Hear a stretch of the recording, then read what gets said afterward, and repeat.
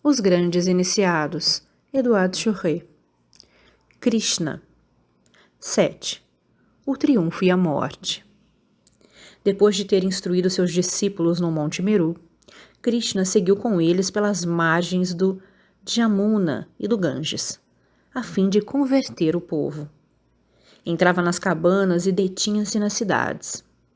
À tarde, nos arredores das aldeias, a multidão se juntava em torno dele. Antes de tudo, o que ele pregava ao povo era caridade para com o próximo. Abre aspas. Os males com que afligimos nosso próximo perseguir-se-nos-ão, assim como a nossa sombra segue nosso corpo. As ações que têm por princípio o amor ao semelhante são as que devem ser ambicionadas pelo justo, pois serão elas que pesarão mais na balança celeste. Se frequentas os bons, teus exemplos serão inúteis. Não temas viver entre os maus para reconduzi-los ao bem. O homem virtuoso é semelhante ao castanheiro gigante, cuja sombra benfazeja dá às plantas que o rodeiam o frescor da vida. Fecha aspas. Algumas vezes Krishna, cuja alma agora exalava um perfume de amor, falava da abnegação e do sacrifício, com uma voz suave e usando imagens sedutoras. Abre aspas. Assim como a terra suporta aqueles que a pisam e dilaceram suas entranhas, lavrando o seu solo, assim também devemos retribuir o mal com o bem. O homem honesto deve cair sob o golpe dos maus, como a árvore de sândalo, que ao ser abatida, perfuma o machado que a feriu. Fecha aspas. Quando os falsos sábios, os incrédulos ou os orgulhosos que pediam que explicasse a natureza de Deus, ele respondia por meio de sentenças como estas. Abre aspas. A ciência do homem é apenas vaidade. Todas as suas boas ações são ilusórias quando ele não sabe levá-las a Deus. Aquele que é humilde de coração e de espírito é amado por Deus e não tem necessidade de outra coisa. O infinito e o espaço sozinho podem compreender o infinito, mas somente Deus pode compreender Deus. Fecha aspas. Não eram só estas as novidades de seu ensinamento. Ele arrastava a multidão, sobretudo pelo que dizia do Deus vivo de Vishnu. Ensinava que o Senhor do Universo já se encarnara mais de uma vez entre os homens, aparecendo sucessivamente nos 7 rishis, em Vyasa e em Vasishita. Ele aparecia ainda. Vishnu, porém, às vezes se comprazia em falar pela boca dos humildes, em um mendigo, em uma mulher arrependida, em uma criança, segundo Krishna. Ele então narrava ao povo a parábola do pobre pescador, Durga, que havia encontrado um menino morrendo de fome sob um tamarineiro. O bom Durga, embora mergulhado na miséria e sobrecarregado com uma família numerosa que não sabia como alimentar, sentiu piedade do menino e levou-o para casa. Naquela hora o sol tinha desaparecido. A lua elevava-se sobre o Ganges. A família tinha feito a oração da tarde, quando o menino murmurou a meia voz. Abre aspas. O fruto do kataka purifica a água. Assim também as boas ações purificam a alma. Toma tuas redes, Durga, e fica flutuando com tua barca no Ganges. Fecha aspas. Durga lançou suas redes que se dobraram sob o peso dos peixes. O menino, porém, desaparecera. Assim dizia Krishna. Quando o homem esquece sua própria miséria pela dos outros, Vishnu se manifesta e o torna feliz em seu coração. Por meio de tais exemplos, Krishna pregava o culto de Vishnu. E quando falava o filho de Devaki, todos ficavam maravilhados por sentirem Deus tão perto do coração. A fama do profeta do Monte Meru espalhou-se por toda a Índia. Os pastores que o tinham visto crescer e tinham assistido às suas primeiras façanhas não podiam acreditar que aquele santo personagem fosse o herói impetuoso que conheceram. O velho Nanda falecera, mas ainda viviam suas 2 filhas que Krishna amava, Sarasvati e Nishdali. Diversos tinham sido seus destinos. Sarasvati, irritada com a partida de Krishna, havia procurado o esquecimento no matrimônio. Tornara-se a mulher de um homem de casta nobre, que ficara enfeitiçado por sua beleza, mas em seguida a tinha repudiado e vendido para um vaisya ou um negociante. Mais tarde, por desprezo, Sarasvati abandonara esse homem para tornar-se uma mulher de má vida. Depois, certo dia, com um coração desolado, cheia de remorso e de desgosto, resolveu voltar para sua terra, indo secretamente procurar a irmã, Nishdali. Esta, pensando sempre em Krishna, como se ele estivesse presente, não se casara e vivia junto de um irmão, como criada. Tendo Sarasvati lhe contado seus infortúnios e sua vergonha, Nishdali respondeu: Minha pobre irmã, eu te perdoo, mas nosso irmão não te perdoará. Somente Krishna poderia salvar-te. Uma chama brilhou nos olhos apagados de Sarasvati. Krishna, o que é ele agora? Um santo, um grande profeta. Ele prega às margens do Ganges. Vamos encontrá-lo, disse Sarasvati. E as duas irmãs partiram, uma desonrada pelas paixões, a outra perfumada de inocência, mas ambas consumidas pelo mesmo amor. Krishna continuava ensinando sua doutrina aos guerreiros ou kshatriyas. Alternadamente, ele interpelava os brahmanes, os homens da casta militar e o povo. Aos brahmanes explicava as verdades profundas da ciência divina, com a calma da idade madura. Diante dos rajás, celebrava as virtudes guerreiras e familiares, com o fogo da juventude. Ao povo, falava com simplicidade de uma criança, sobre a caridade, a resignação e a esperança. Krishna estava sentado à mesa de um banquete, na casa de um renomado chefe, quando as duas mulheres pediram para serem apresentadas ao profeta. Deixaram-nas entrar, por causa de suas vestes de penitentes. Ambas prosternaram-se aos pés de Krishna. Sarasvati, derramando uma torrente de lágrimas, clamou: Desde que nos deixaste, entreguei-me a uma vida de erros e de pecado.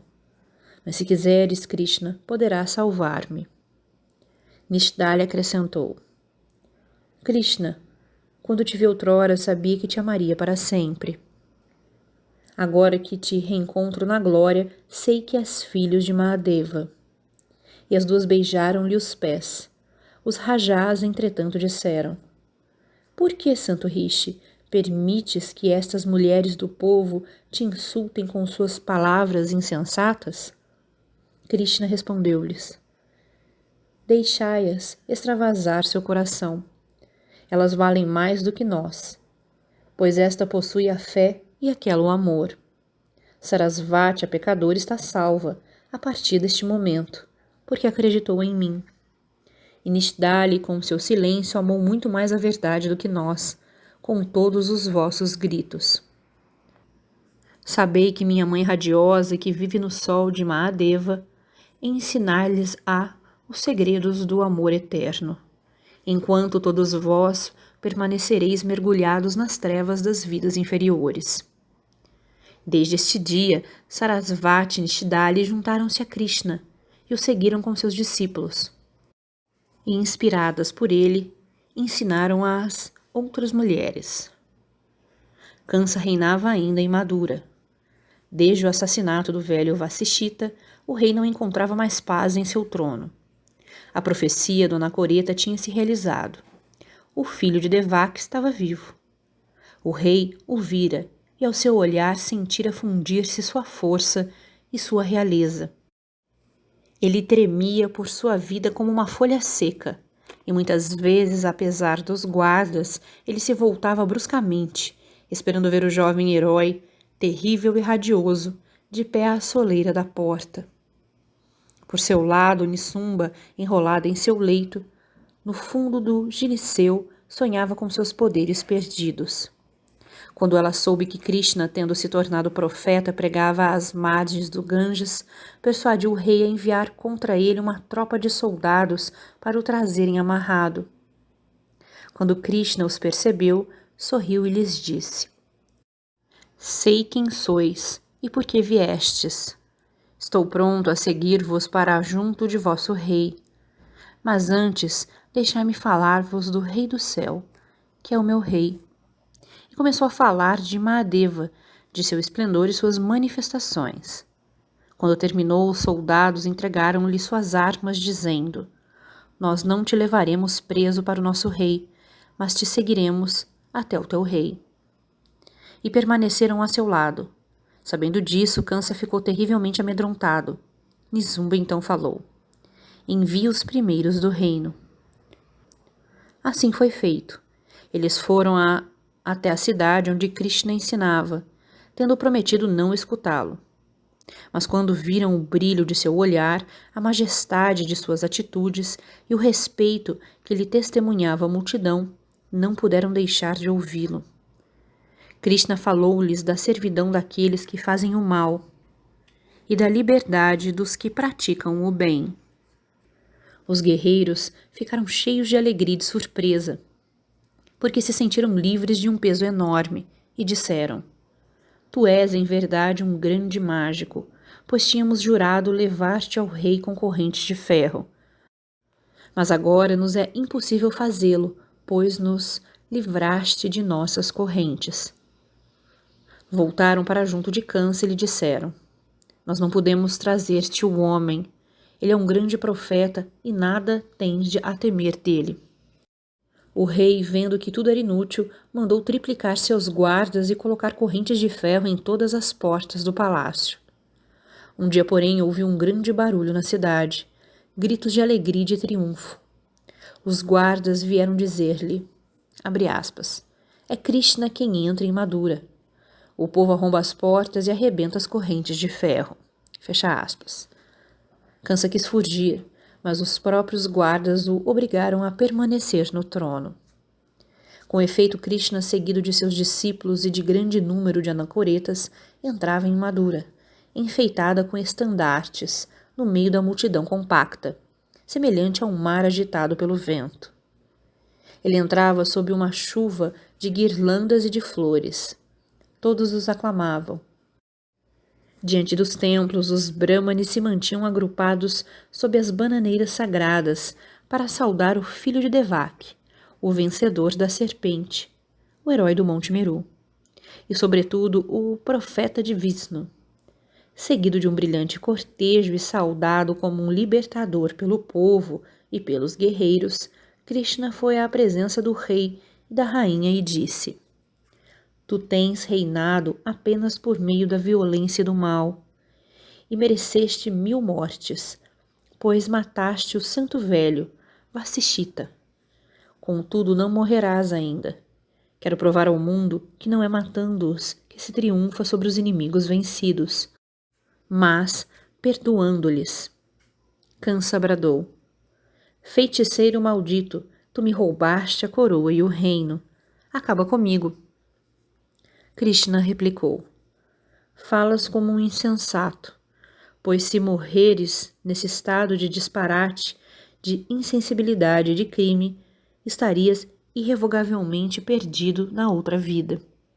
Se ao contrário começares a compreender tua loucura e dela te arrependeres, teu castigo será menor, e pela intervenção dos puros espíritos, Mahadeva te salvará um dia. Nizumba sussurrou ao ouvido do rei: Idiota, aproveita-te da loucura do orgulho dele. Enquanto se está vivo, resta a esperança da vingança. Krishna compreendeu o que ela havia dito mesmo sem escutar, e lançou-lhe um olhar severo, de piedade penetrante. Ah, infeliz, sempre teu veneno. Corruptora, feiticeira, só tens o veneno das serpentes em teu coração. Extirpa-o, ou um dia serei forçado a esmagar-te a cabeça. Agora irás com o rei para um lugar de penitência, para expiares teus crimes sob a vigilância dos brahmanes. Depois desses acontecimentos, Krishna, com o consentimento dos grandes do reino e do povo, consagrou Arjuna, seu discípulo, o mais ilustre descendente da raça solar, como o rei de Madura. conferiu autoridade superior aos Brahmanes, tornando-os conselheiros de reis. Ele próprio ficou como chefe dos anacoretas, que formaram o Conselho Superior dos Brahmanes. Para livrar este conselho das perseguições, mandou construir, para eles e para si próprio, um forte no meio das montanhas, defendido por uma alta muralha, em torno da qual passou a habitar uma população escolhida. Ela se chamava Dwarka. No centro desta vila estava o Templo dos Iniciados, cuja parte mais importante ficava escondido num subterrâneo. Nota de rodapé. Início do Bhagavad Gita. Retornando ao texto. Todavia, quando os reis do culto lunar souberam que um rei do culto solar subira ao trono de Madura e que os Brahmanes, por intermédio dele, tornar-se-iam os senhores da Índia, formaram entre si uma aliança poderosa para os destronarem. Arjuna, por seu lado, reuniu em torno de si todos os reis do culto solar da tradição branca, ariana e védica. Do fundo do templo de Dwarka, Krishna os acompanhava e dirigia. Afinal, os dois exércitos se defrontaram e a batalha decisiva era iminente. Arjuna, porém, não tendo mais o mestre junto de si, sentiu o espírito perturbar-se e enfraquecer sua coragem.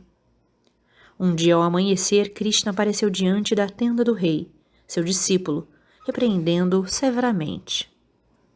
Por que não iniciaste ainda o combate que deve decidir se vão reinar sobre a terra os filhos do sol ou os filhos da lua? Arjuna explicou. Sem ti eu não posso. Olha esses dois exércitos imensos e essas multidões que vão se matar mutuamente. Da elevação onde se encontravam o Senhor dos Espíritos e o Rei de Madura, contemplaram os dois imensos exércitos, organizados em fila, um defronte o outro. Viam-se ali brilhar as cotas de malhas douradas dos chefes. Milhares de infantes, de cavalos e de elefantes aguardavam o sinal do combate. Naquele instante, o chefe do exército inimigo, o mais velho dos Kauravas, soprou em uma concha marinha, na grande concha cujo som parecia o rugido de um leão. Ao mesmo tempo, repentinamente, ouviram-se no vasto campo de batalha rinchos de cavalos, um barulho confuso de armas, de tambores e de trombetas. E foi um grande rumor. Arjuna tinha somente que subir em seu próprio carro, puxado por cavalos brandos, e soprar em sua concha de um azul celeste, para dar aos filhos do sol o sinal para avançar. Mas, eis que o rei foi invadido pela piedade e disse muito abatido: ao ver essa multidão que se defronta, sinto inertes os braços. Minha boca está ressequida, meu corpo treme, meus cabelos se eriçam, minha pele queima e meu espírito está perturbado. Pressinto maus augúrios. Nenhum bem pode vir desse massacre. O que faremos dos reinos dos prazeres e mesmo da vida? Aqueles mesmos para os quais desejamos reinos, prazeres, alegrias, ali estão de pé, prontos para lutar, esquecendo sua vida e seus bens. Preceptores, pais, filhos, avós, tios, netos, parentes vão estrangular-se. Eu não desejo matá-los para reinar sobre os três mundos, muito menos ainda para reinar sobre esta terra. Que prazer poderei sentir matando meus inimigos? Mortos os traidores, o pecado recairá sobre nós. Disse-lhe então Krishna: como é que foste dominado por este flagelo do medo, indigno do sábio, fonte de infâmia que nos expulsa do céu? Não seja efeminado, de pé. Mas Arjuna, aniquilado pelo desalento, sentou-se em silêncio e disse: eu não combaterei. Então Krishna, o rei dos espíritos, continuou com um leve sorriso: Arjuna, chamei-te o rei do sono porque teu espírito está sempre vigilante. Mas teu espírito adormeceu e teu corpo venceu tua alma. Choras por aqueles que não deverias chorar, e tuas palavras são desprovidas de sabedoria. Os homens instruídos não lamentam nem os vivos nem os mortos. Eu e tu, e esses comandantes de homens, nós sempre existimos e jamais cessaremos de existir no futuro. Assim como nestes corpos a alma passa pela experiência da infância, da juventude e da velhice, da mesma maneira acontecerá em outros corpos. Um homem de discernimento não se perturba com isto. Filho de Bharata, suporta o desgosto e o prazer com o mesmo ânimo. Os que não são mais atingidos por eles merecem a imortalidade. Os que veem a essência real veem a eterna verdade que domina a alma e o corpo. Saiba, pois, que aquele que atravessa todas as coisas está acima da destruição. Ninguém pode destruir o inesgotável. Todos esses corpos não perdurarão, tu o sabes. Mas os videntes sabem também que a alma encarnada é eterna, indestrutível e infinita. Por isso, vai combater, descendente de Bharata. Enganam-se igualmente aqueles que acreditam que a alma pode matar ou ser morta. Ela nem mata e nem é morta. Ela nem nasce nem morre, e não pode perder o ser que ela sempre teve. Como uma pessoa rejeita velhas roupas para vestir novas, assim a alma encarnada rejeita seu corpo para tomar outros. Nem a espada a corta, nem o fogo a queima. Nem a água a molha, nem o ar a seca. Ela é impermeável e incombustível. Durável, eterna, firme. Ela atravessa tudo. Não deverias, pois, te inquietar com o nascimento nem com a morte, ó Arjuna. Pois para aquele que nasce a morte é certa, e para aquele que morre também é certo o nascimento. Observa teu dever sem tropeçar, porque para um kshatriya não há nada melhor do que um combate justo.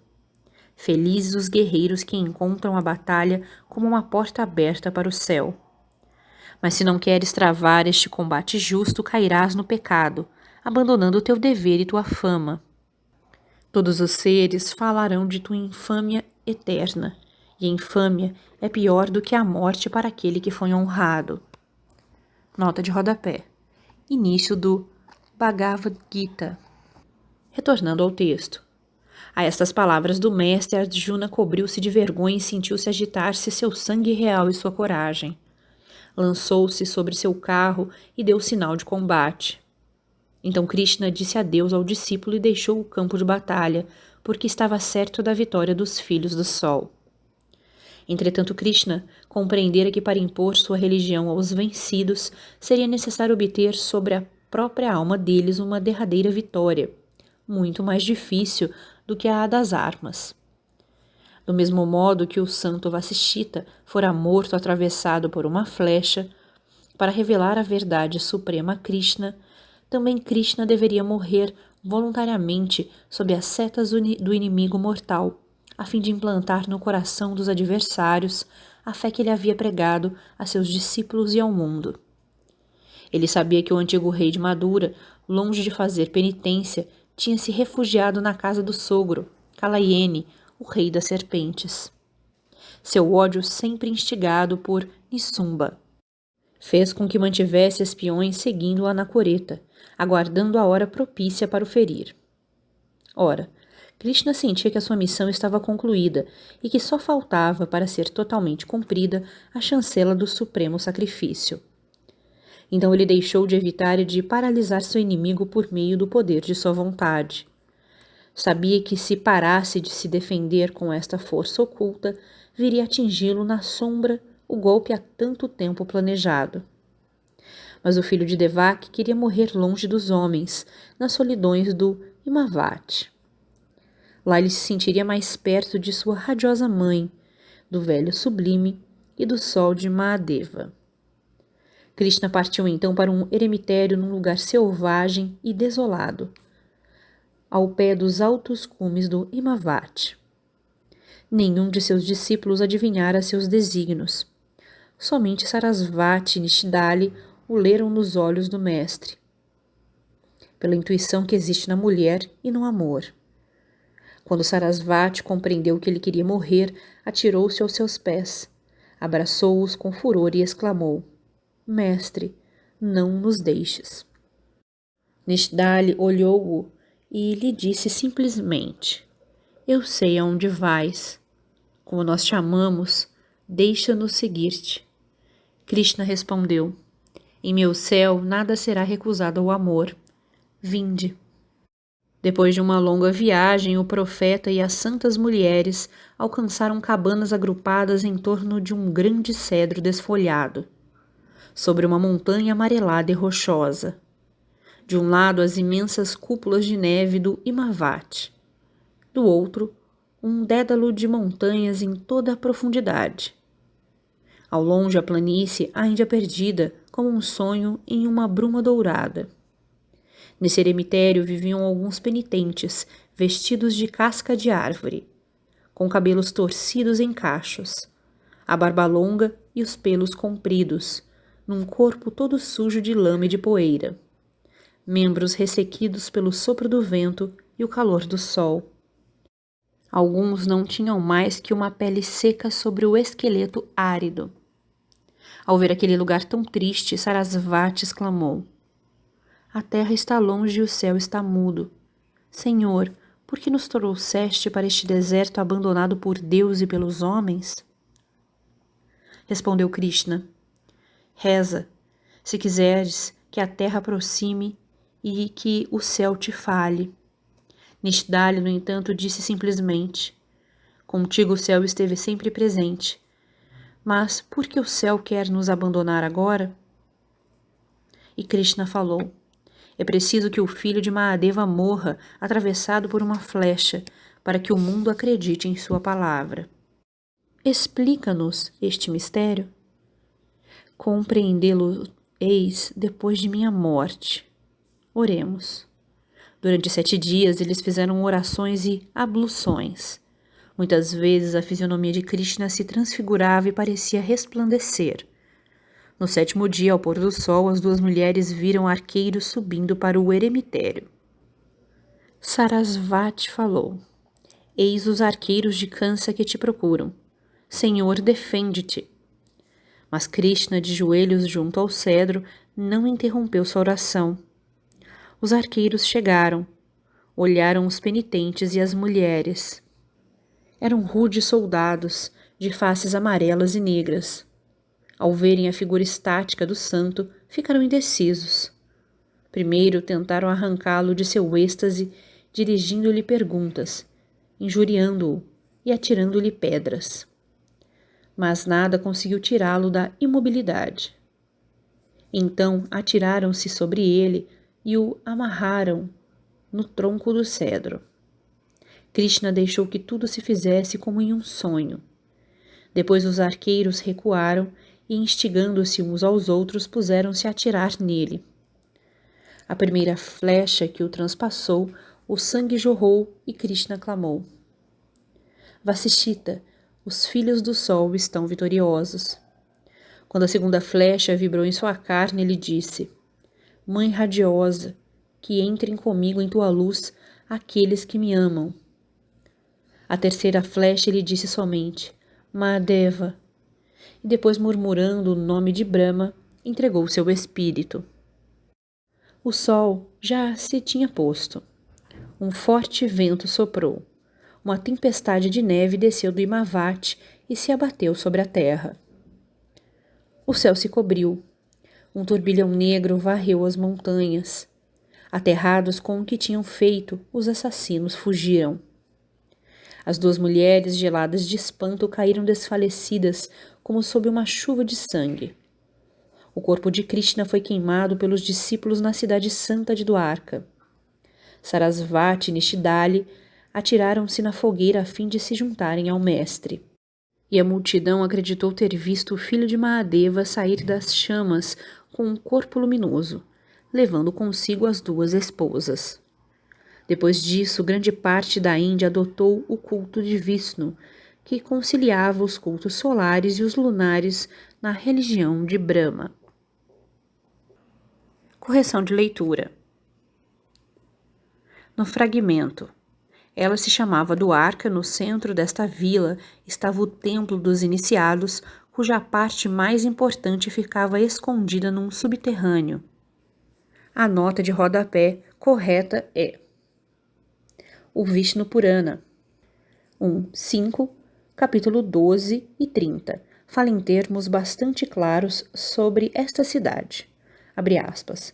Krishna resolveu, pois, construir uma cidadela onde a tribo de Adu encontrasse um refúgio tão seguro que até as mulheres poderiam defendê-la. A cidade de Dwarka era protegida por muralhas elevadas, embelezada por jardins e reservatórios de água, e era tão esplêndida quanto Amaravati, a cidade de Indra. Fecha aspas. Nela foi plantada a árvore chamada Parijata, abre aspas, cujo odor suave perfumava a terra à distância, e todos aqueles que dela se aproximavam ficavam em condições de se recordarem de sua existência anterior. Fecha aspas. Esta árvore, evidentemente, era o símbolo da ciência divina e da iniciação, o mesmo que encontramos na tradição caldaica e que daí passou para o Gênese hebraico. Depois da morte de Krishna, a cidade submergiu, a árvore subiu ao céu, mas o templo permaneceu. Se tudo isso tem um sentido histórico, significa para quem conhece a linguagem ultra-simbólica e prudente dos hindus que um tirano qualquer mandou arrasar a cidade e que a iniciação se tornou cada vez mais secreta.